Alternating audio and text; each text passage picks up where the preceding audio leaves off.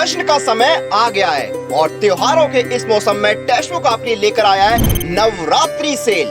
जी हाँ, इस 14, 15 और 16 अक्टूबर को आपको मिलेंगे शानदार ऑफर्स और डिस्काउंट सभी सुपर कोचिंग पर। तो अगर आप इन एग्जाम्स की तैयारी कर रहे हैं तो अभी जाइए और इन शानदार ऑफर्स का लाभ उठाइए। Hello everyone, welcome to Textbook Super Coaching UGC Net YouTube channel. Myself Preeti, your paper 1 faculty.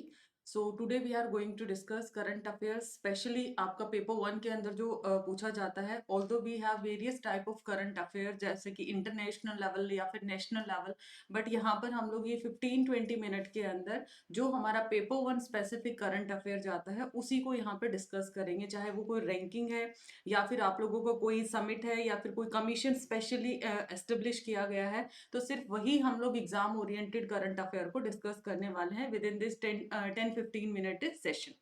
So I hope आप सभी को मेरे टाइमिंग्स का पता है. तो मेरे फ्री क्लासेस के टाइमिंग्स है 3 PM Monday to Friday YouTube and 7 PM Monday to Friday free master class on text book app.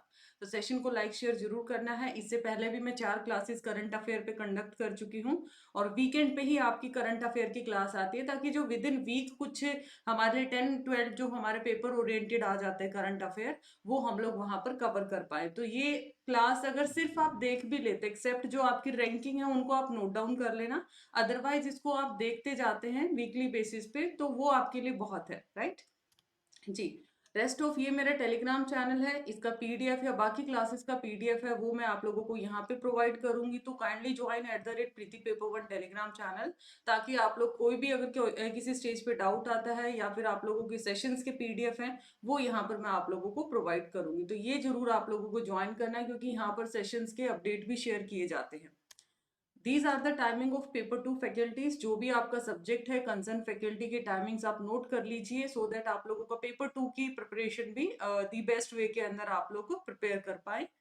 And last important चीज, नवरात्रि सेल जो कि आप लोगों का टिल 16 है, तो यहाँ पर 3 मंथ का सब्सक्रिप्शन आप लोगों को मिलेगा 4874 के अंदर. And for this you can apply Preeti as faculty code, जिससे कि आप लोगों को मैक्सिमम डिस्काउंट भी मिलेगा.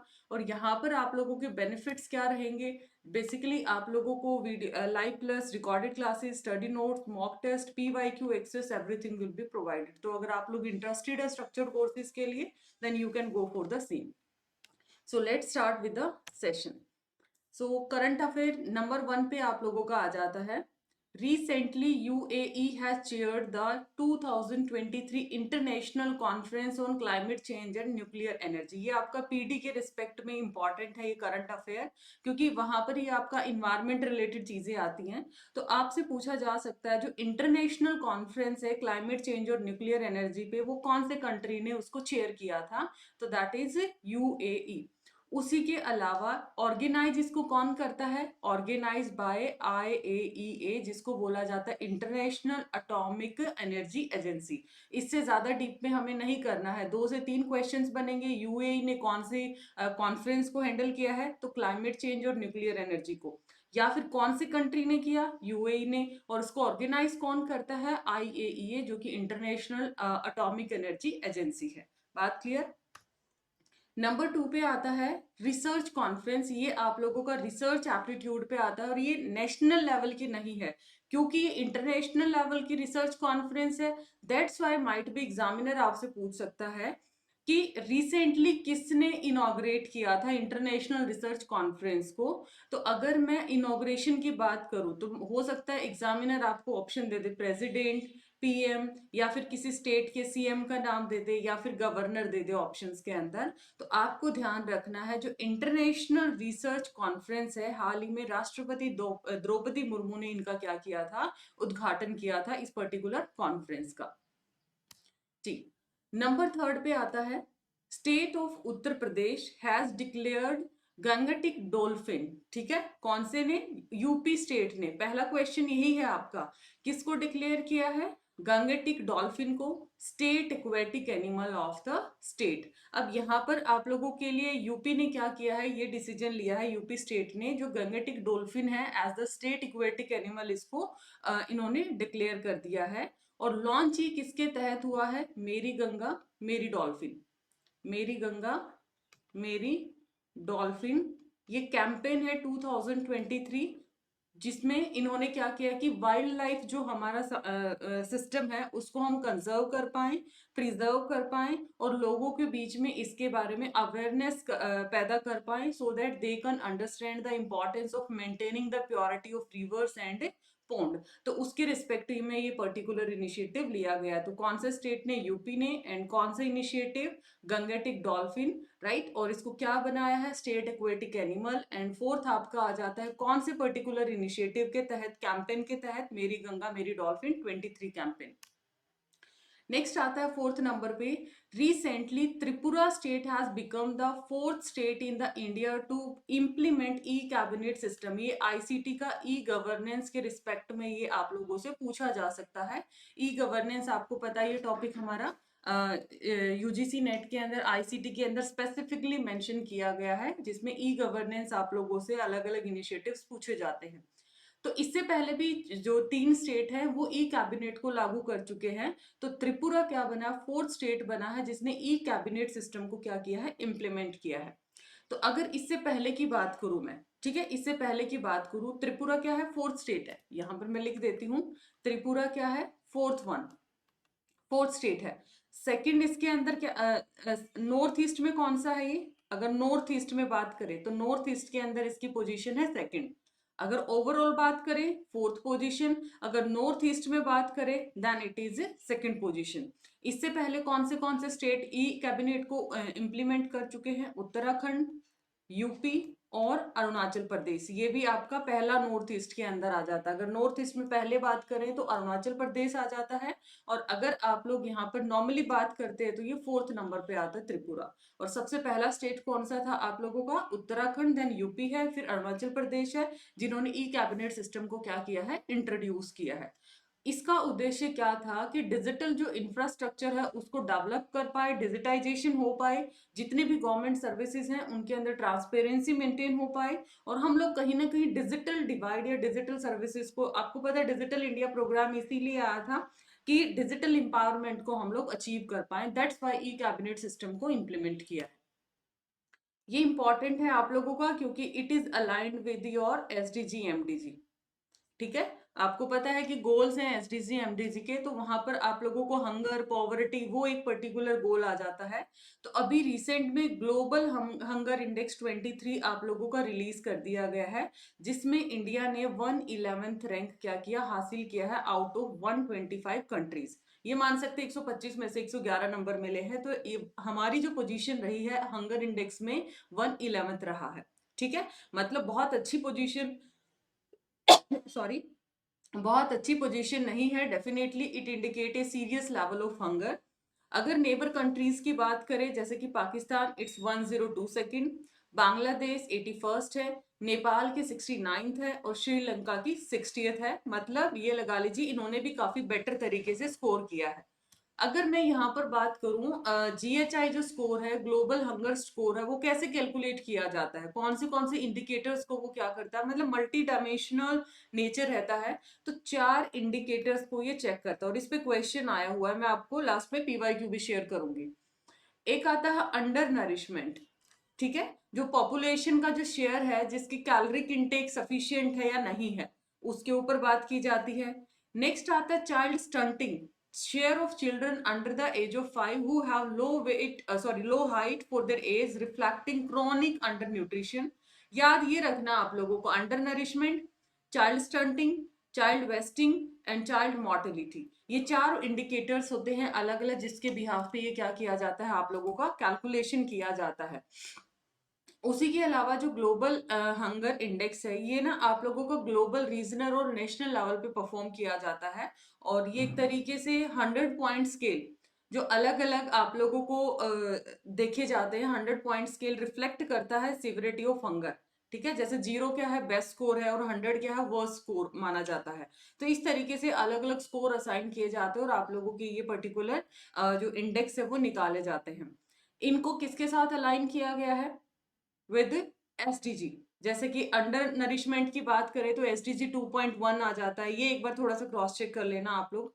चाइल्ड स्टंटिंग और वेस्टिंग की बात करें तो एसडीजी 2.2 आ जाता है। ठीक है, और रिड्यूस करें प्रिवेंटल या मोर्टेलिटी की बात करें तो 3.2 में चला जाता है। तो ये उसके साथ अलाइन किया गया है आपके सस्टेनेबल डेवलपमेंट गोल के साइड। नेक्स्ट आपका आता है Maharashtra state government has approved the establishment of independent schedule caste commission. देखो हायर एजुकेशन में हम लोग कमीशंस का पार्ट देखते हैं, बहुत सारे कमीशंस रखे गए हैं। जैसे कि अगर मैं सैडलर कमीशन की बात करूं स्पेशली फॉर कलकत्ता यूनिवर्सिटी, तो in the same way Maharashtra ये क्यों इंपॉर्टेंट है, क्योंकि इंडिपेंडेंट रखा है इन्होंने। ठीक है, तो ये कौन सा स्टेट है, महाराष्ट्र स्टेट है, एंड ये कमीशन क्या है, इंडिपेंडेंट रखा है फॉर विच पर्टिकुलर ये कास्ट के लिए, शेड्यूल कास्ट ये कमीशन रखा गया है। नेक्स्ट आ जाता है कि अभी मिनिस्ट्री ऑफ एग्रीकल्चर और फार्मर ने, विच मिनिस्ट्री, मिनिस्ट्री ऑफ, ये आपका आईसीटी ई गवर्नेंस का टॉपिक आएगा। मिनिस्ट्री ऑफ एग्रीकल्चर और फार्मर्स ने क्या लॉन्च किया है, एआई चैटबॉट, एआई चैटबॉट को लॉन्च किया है, जो कि किसके रिस्पेक्ट में काम करेगी, पीएम किसान, प्रधानमंत्री किसान सम्मान निधि योजना के रिस्पेक्ट में काम करेगी। इन द सेम वे यहाँ पर जो एआई जो चैटबॉट इन्होंने बना है, इसका उद्देश्य क्या है, it will provide the farmer with prompt, clear and accurate response to their queries. उनको बेहतर तरीके से परफॉर्म करने के लिए क्या करेगा, हेल्प करेगा, असिस्ट करेगा फार्मर्स को, जो भी इंफॉर्मेशन वो सीख करना चाहते हैं related to their application status. हो सकता है उनको कोई एलिजिबिलिटी स्टेटस चेक करना उनको, या पेमेंट डिटेल चेक करना है, तो ये पीएम किसान मोबाइल एप्लीकेशन के थ्रू ही हम इसको क्या करेंगे, एक्सेस करेंगे। ठीक है, और इसको किसके साथ इंटीग्रेट किया गया है, भासीनी। ठीक है, भासीनी बोल सकते हैं इसको, भाषिनी भी बोल सकते हैं, which offer multi language support, मतलब एक से ज्यादा लैंग्वेज को क्या करता है, सपोर्ट करता है, क्योंकि हमें पता है कि इंडिया के अंदर जो लिंग्विस्टिक है, ठीक है, वो डाइवर्सिटी बहुत ज्यादा है। दैट्स वाई ये क्या, भाषिनी के साथ इसको रिलेट किया गया, इंटीग्रेट किया गया, ताकि मल्टीपल लैंग्वेज के अंदर ये ऑपरेट हो पाए। नेक्स्ट आता है first coast temple of the state of Tamil Nadu has become India's first green energy archaeological site. ठीक है, हाल ही के तमिलनाडु राज्य का पहला तट मंदिर, वो आपके भारत का पहला हरित ऊर्जा, ये आपका पीटी के रिस्पेक्ट में करंट अफेयर आएगा कि इंडिया का पहला ग्रीन एनर्जी आर्कियोलॉजिकल साइट कौन सा है, तो ये तमिलनाडु का आप लोगों का ये फर्स्ट कोस्ट टेम्पल आप लोगों का कहलाएगा। ठीक है, पहला तट मंदिर है ये। नाम देखिए, थोड़ा सा इसके बैकअप में जाते हैं, हिस्टोरिकल शोर टेम्पल इन ममलपुरम, इसका नाम क्या है, शोर टेम्पल। ठीक है, हिस्टोरिकल शोर टेम्पल इन ममलपुरम, ये ऑलरेडी क्या है, एक यूनेस्को वर्ल्ड हेरिटेज साइट है। इसने क्या अचीव किया, ये इंडिया का पहला ग्रीन एनर्जी आर्कियोलॉजिकल साइट बन गया है। Green energy as a result क्या निकल के आएगा, ठीक है, मतलब यहाँ पर सोलर पावर एल्यूमिनेशन रहेगा। ठीक है, उसके साथ साथ solar operated power plant, RO plant रहेगा। तो इस तरीके से ये क्लीननेस को, सस्टेनेबिलिटी को, सोलर एनर्जी को, हर एक कॉन्सेप्ट को यूज करेगा। और ये किसका अचीवमेंट रहा particular project, green heritage project, collaborative initiative है रिनॉल्ट निशान का। ठीक है, और HIH hand in hand India का, तो इन दोनों का ये लगा सकते हैं मिक्स ये इनिशिएटिव रहा है। तो ये चीज आप लोगों को ग्रीन एनर्जी पीडी के रिस्पेक्ट में क्वेश्चन पूछा जा सकता है। पहला सोल टेम्पल आप लोगों को कौन सा है, तट मंदिर कौन सा है।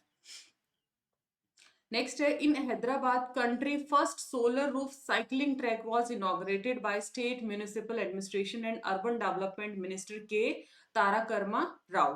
तो पहला फर्स्ट, क्योंकि फर्स्ट है इसलिए इंपॉर्टेंट है, हमेशा इंपॉर्टेंट क्यों होता है, जैसे अब सोलर है, एनर्जी के रिस्पेक्ट में पीडी से बहुत सारा करंट अफेयर्स बनते हैं, क्वेश्चंस भी बनते हैं।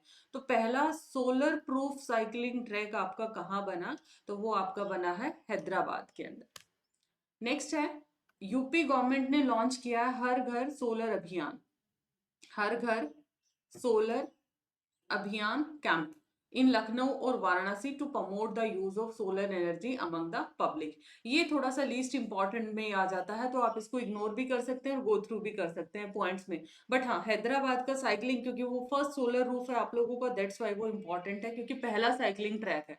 क्योंकि अदरवाइज स्टेट में तो अलग अलग आप लोगों की छोटी छोटी स्कीम्स कैंपेन आते रहते हैं रिगार्डिंग सोलर, तो ये तो आप लोगों को जस्ट गो थ्रू कर सकते हैं। चलिए, तो ये है आप लोगों का आज का homework question For each country, global hunger index value are determined by which of the following indicators. मैंने आप लोगों को indicators बताए हैं कि कौन से indicators वो लोग check करते हैं, तो इनमें से आप लोगों को correct answer बताना है. So I hope session is informative. So do like and share it with your friends also, and also subscribe this channel for important updates. And otherwise जो आप लोगों के जो भी notification है फिर वो आप लोगों का मिस हो जाएगा. तो मिलते हैं नेक्स्ट सेशन के अंदर. Thank you so much. अपना होमवर्क का आंसर कमेंट सेक्शन में जरूर दीजिएगा. And this is my Telegram channel. इसका पीडीएफ कल या परसों तक मैं आप लोगों को यहाँ पे प्रोवाइड कर दूंगी. मिलते हैं नेक्स्ट सेशन में. Bye bye, take care.